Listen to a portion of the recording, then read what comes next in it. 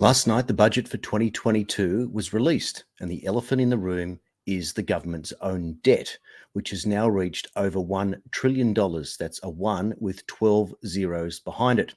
If money were time and a dollar were a second, $1 million would be 11 and a half days. $1 billion would be 31 years, and $1 trillion would be 31,000 years. The government has decided to reduce fuel excise by 22 cents a litre for the next 6 months to provide relief against rising inflation. This is, of course, welcomed by everyone who is struggling to make ends meet at the moment. But let's look at what 22 cents a litre on fuel excise actually translates to. The average vehicle today should be consuming roughly 10 litres per 100 kilometres travelled. The smaller cars will perform better, and the larger vehicles will perform lower or worse. That means that for every 100 kilometres you travel with the reduced fuel excise, you'll save $2.20. If you travel 500 kilometres a week, you'll save $11 a week. So clearly, those who travel more will save more and it affects them more. But if you don't drive, it doesn't really help you at all. The government has chosen to inject more money into the economy for low-income earners, and of course that is welcome.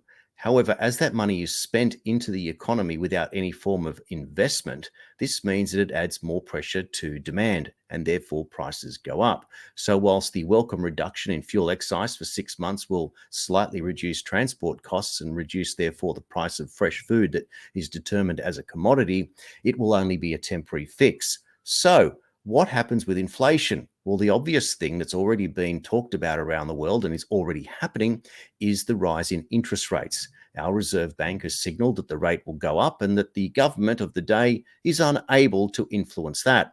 And in Australia, a very odd thing occurs that we don't see the Reserve Bank putting interest rates up in an election cycle.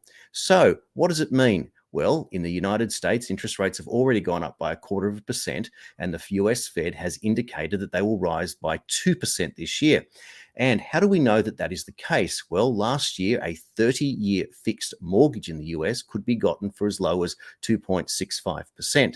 Yesterday, it was reported in the news that the 30-year fixed rate mortgage is now up at 5%. So it's already risen 2.35% in 12 months, most of that action happening recently. Also in the UK, they have also raised interest rates by 0.25% and indicated that the same thing, that interest rates will rise by 2%.